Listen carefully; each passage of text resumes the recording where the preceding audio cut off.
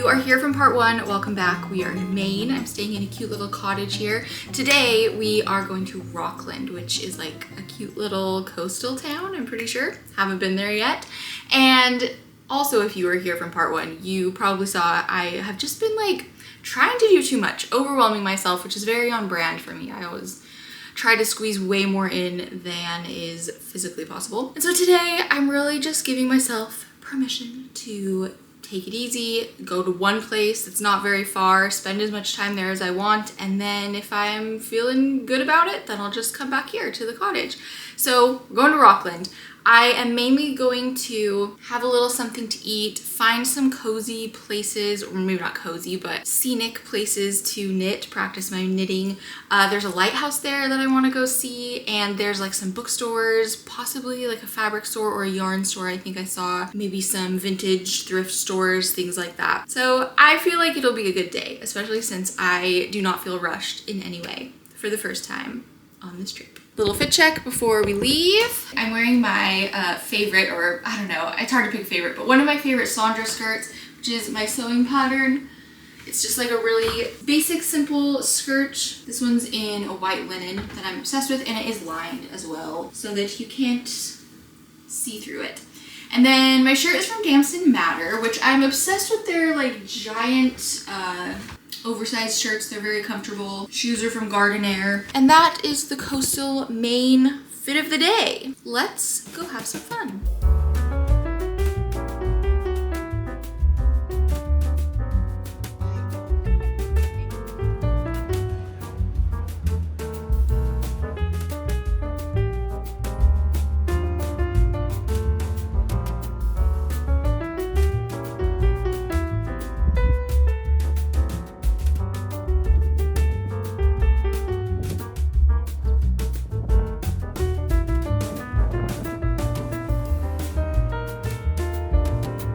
I'm on a bit of a walk in the neighborhood because it's so pretty here today. Also, I'm not crying. I mean, I guess I sort of am. It looks like I'm crying.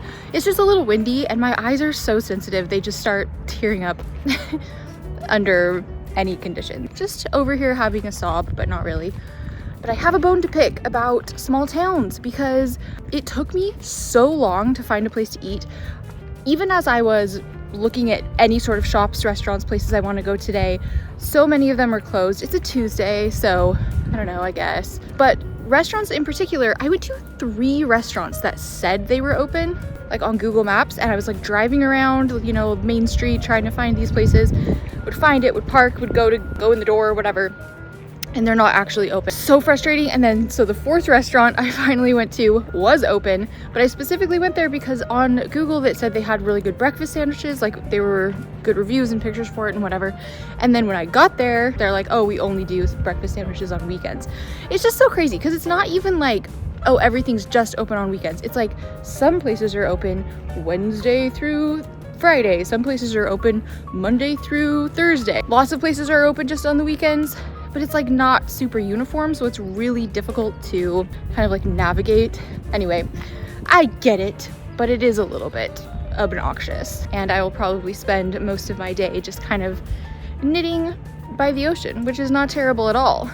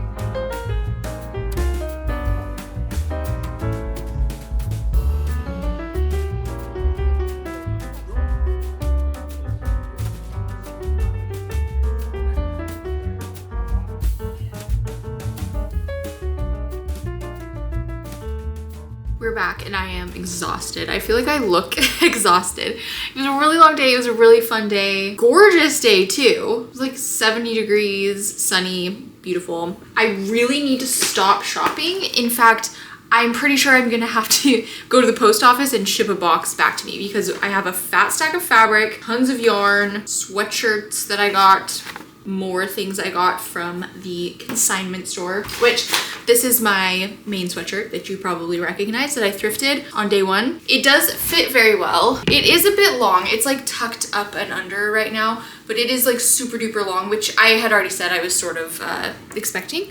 And so I do think I'm just gonna cut off the waistband thing at the bottom because it's also like very constrictive around my hips, where everywhere else it's like a good amount of, it's not very baggy actually. Like if I was buying this new or whatever, I probably would have bought it a size or two bigger, but like it still fits me. It's just not like huge, which is how I usually purchase sweatshirts. Anyway, that's not what we're talking about right now. We got a couple things at the consignment store that I wanted to show you. I got this cute little Maine tote bag. It's like teeny tiny. In fact, it reminds me of those Trader Joe's bags that people were selling their mothers to get. JK, but the lines were really long. But it's just like a little mini tote bucket bag and it has a moose on it. And I feel like it's a really cute mini project bag. I kind of feel like it will be perfect for keeping my knitting stuff in here if I'm working on small projects. And then I got a couple sweaters, which I feel actually really great about. You may be thinking, hey, why'd you buy sweaters in May when you're also learning to knit? And you will be making your own sweater soon. And to that I say, don't ask any questions. It just felt right in the moment. And these are like secondhand, vintage-ish, not really sure how old, but they do seem kind of old, especially with the tags. And this one is from LL Bean, which I discovered on this trip. I probably should have known, but LL Bean is based out of Freeport, Maine, which I drove through a couple days ago when I went to Portland. I drove through Freeport and saw they have like a whole outlet for LL Bean and also a bunch of other like kind of sporting goods or like similar type of brands. Anyway, this navy sweater is like perfect. It's just a really good, I did try it on beforehand to make sure.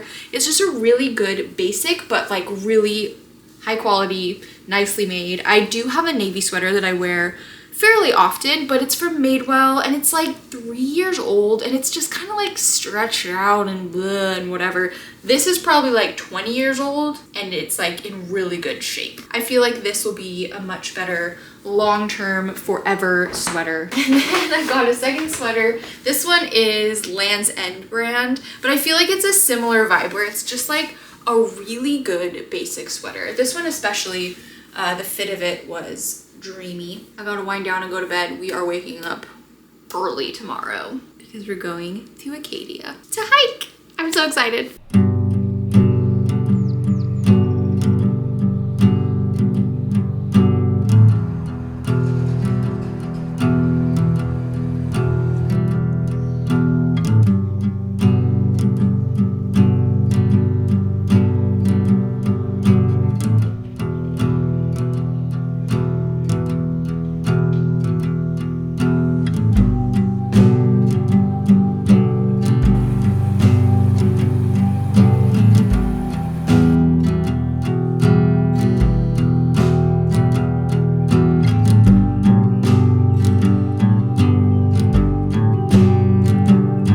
Is no joke. It's been fun, but that's where we're going next. It's been a lot of scrambles. We did it. We made it all the way up from there. There's gorgeous views so far. We're not even probably halfway up.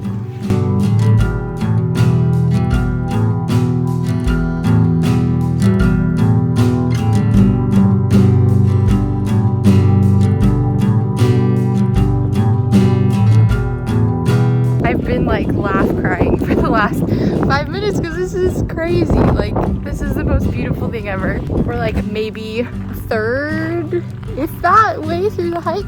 There's 3 peaks on this hike. We're getting to the top of the first one, so buckle up, I guess.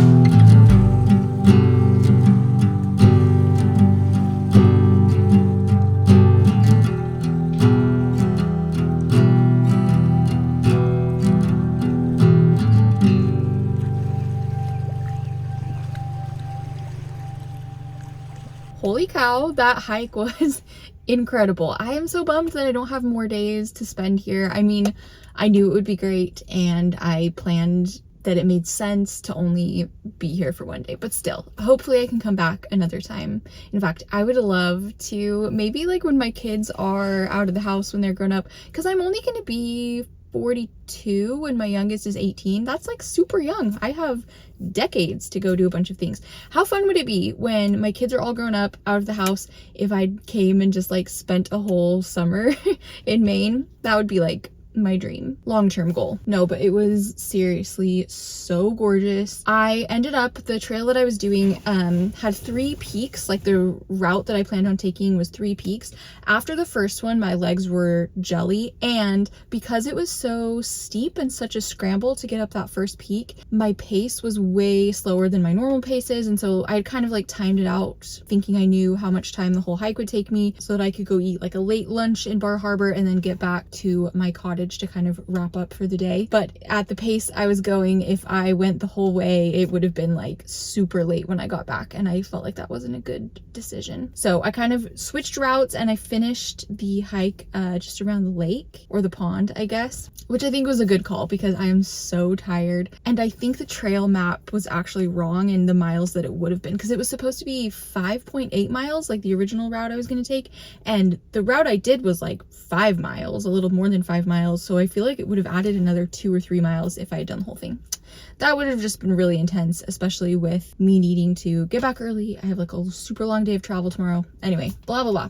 The only downside is that I specifically picked this trail and this hike because I figured there would be a lot less people there. I know this is a really popular hiking area, and normally I try to avoid crowds. I really don't like hiking on popular trails. And so the first part of the hike when I went up to the peak was like super empty. I think I passed like 1 or 2 people and that's it, which was great. But then once I went down to the trail by the pond, it was like super busy, super crowded, which was really annoying, most especially because you have to like pass people or attempt to pass people. It's so awkward. I hate doing it. In fact, long story, I won't get into it, but I did one time get cussed out by an old lady that I passed on trail. Long story, and I won't tell the whole thing, but I did nothing wrong, truly. I was so respectful, gave her so much space, so much time and a heads up, and she was just ready to fight somebody, I think. But anyway, that experience did scar me. I was like crying and shaking when I got back to my car. I do not have a thick skin, which you may have already surmised.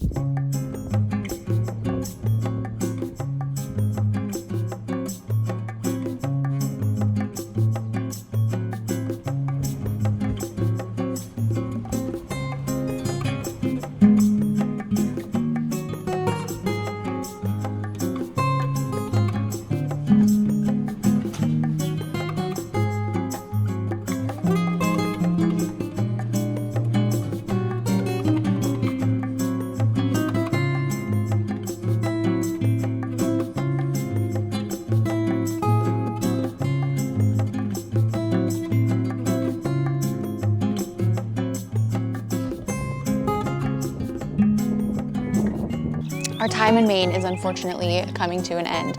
But first, I have to show you the final things that I bought. I cannot believe there have been so many hauls in this video. I think I said this earlier, but like I literally never shop ever.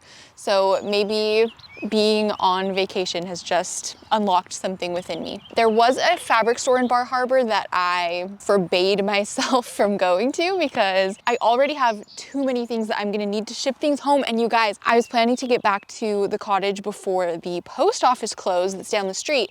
And I just assumed in my head that they'd be closing at 5, but I guess like small town thing, they close earlier. The one that is closest to here closed at 3:30, and then there's another one that closed at 4, but I missed it. So I'm scared. I'm packing tonight and I don't think it's gonna fit. I don't know what I'm gonna do. But that's a problem for tomorrow. For tonight, I'm gonna show you the final things. This is less like crafty and more just like touristy, because Bar Harbor was for sure the most like touristy town that I went to. I can't imagine going there in like the height of summer. It would be miserable for me, in my opinion, personally. But I guess actually thing number 1 that I got was this t-shirt that I'm obsessed with. I passed one of the gift shops and they had all this strawberry stuff, including this shirt, so I went in specifically for it. And then when I went inside, they had all these other t-shirts. Look at this Blueberries for Sal shirt. I'm obsessed with it. So had to snag that. I also grabbed a hat. I think I said when I was talking about thrifting that I was looking for more hats because I really only have a couple and I hike in them all the time, but I feel like they look too new. And this one specifically caught my eye because it looks really like old, even though it is new. And it's also not like too gaudy of a design. And then I got my kids things. I really tried to look for stuff that they would actually like, not just like gift shop garbage. But the only things they really love are like video games. And there's not a lot of video game memorabilia in coastal Maine, unfortunately. But my son does love stuffies, so I got him a little moose. And then I got my daughter binoculars, which may seem kind of weird or boring. She's big into like gear. She's always had, or has for the past several years, a shelf in her room called her weapons shelf. And obviously they're not real weapons, but she loves swords and nunchucks she had for a while. Right now she has these 2 fake axes that are like connected by a chain that I think is from some like video game or something. And she'll go out in our backyard and train like literally by herself. We'll be like, where'd you go? And we'll look out in our backyard and she's practicing her fighting moves. So I feel like binoculars go along with that, where I could for sure see her like going around the neighborhood on surveillance. That very much feels like her. Anyway, there's those things. And then there was a bookstore, which the bookstore I went to in Rockland yesterday was super small and I didn't really love their selection. This bookstore was way bigger.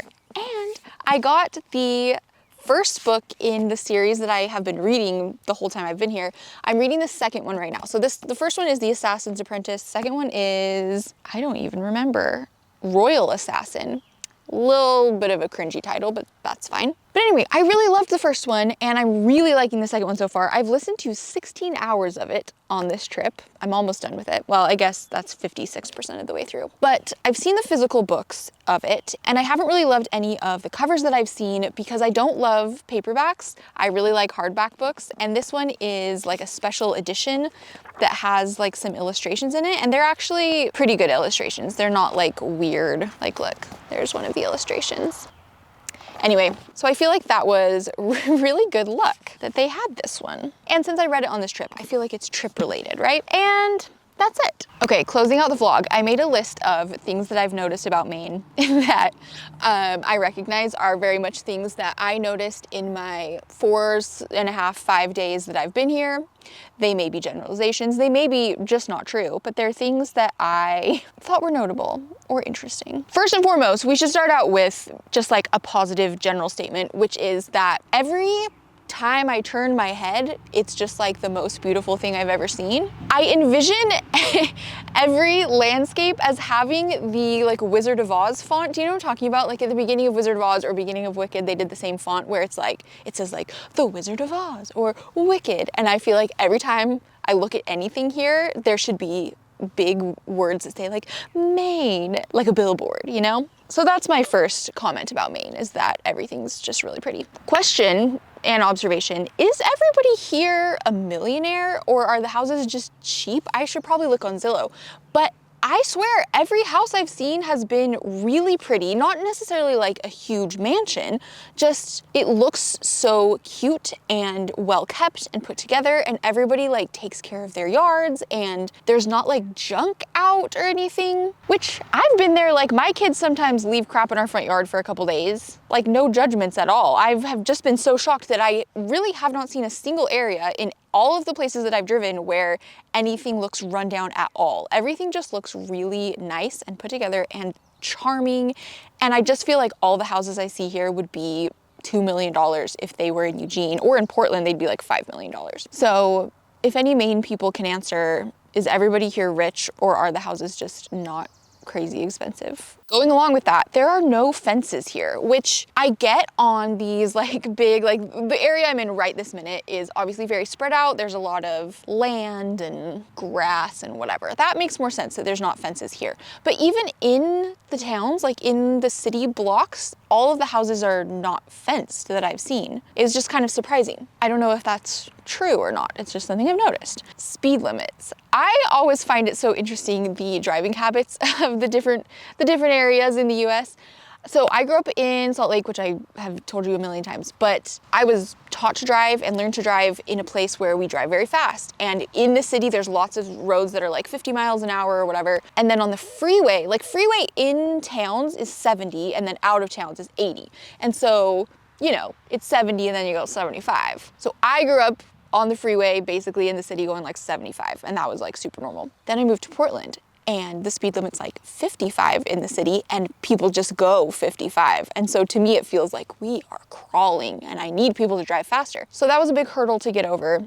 I'm still really not used to it. But here, I feel like the speed limits, at least in the areas that I have driven, right? I drove from Boston to Portland and then out here to these more like little coastal towns. So I drove quite a bit, and there were some areas where the speed limits were like 55, 60, you know, in these like smaller areas, and some areas where the speed limits were like 70, I think at the highest, like on the freeway. But basically no matter where I've been, people are going like 85. People are driving so fast. And I also saw 0 cops, which I thought was really surprising. So again, I don't know if that's a generalization. Maybe it was just the thousands of people that I drove next to this week, but people are driving fast. I'm not mad about it. It was just surprising. Like as I was first driving out from the airport, I was like going, you know, a little bit over the speed limit, and people are just like zooming by me. I took a little bit to get used to it. And then my last one is just that there are not a lot of chains here, like chain restaurants or stores, big box stores really. And again, I think that may have more to do with kind of like the small town coastal areas that I was mostly in, but even kind of like the bigger areas, I still feel like it was a lot of small businesses, which is great and also reminds me a lot of Portland, my Portland, and Eugene and Oregon, where we also appreciate small businesses, and it's also very different from where I grew up, where literally it's like business center with all the same 10 stores, and then housing development. Business center, all the same 10 stores, housing development. And that's just like the entirety of like the suburbs where I grew up. It's a little bit different in the city, and I feel like it is changing a little bit. Salt Lake has changed a lot in the last like 13 years since I've lived there. Anyway, just some observations. I had the best time here. I do think that the length of my trip was perfect. I was here for 4 full days, 6 days including travel. Takeaways for next trips: I am going to minimize the number of things I try to get done in a day, as I keep saying. Next trip I take, I am going to kind of stay and focus in on one area instead of trying to like every day go to a new place. That would be great if I was here again for like a whole summer. Like if I was here for 6 weeks or something, then maybe I could spend a few days in each place. But it was so hard to squish everything in, and I just overwhelmed myself. Overall, I had an amazing time. I definitely want to come back. Oh my gosh, I almost forgot I was about to sign off. I didn't even tell you guys. Remember in part 1 where I was showing you my subscriber count, that I was so close to 100K, which if you missed that part, I was at like 98 or 99 something. And this is not the biggest deal in the world at all, but I was on pace to hit it like tomorrow, like once I got home. But I looked like an hour ago and we did it, which is very exciting. It really feels insane that I like hit that milestone on the last day of this trip when I'm doing like a big vlog. I texted it to my husband to show my kids because they're the ones who really care about it. And maybe now they'll think I'm cool, which is why I do everything I do. Just kidding. Anyway, love you guys. If you stuck around for both parts, you're troopers, and I appreciate you so much. Bye.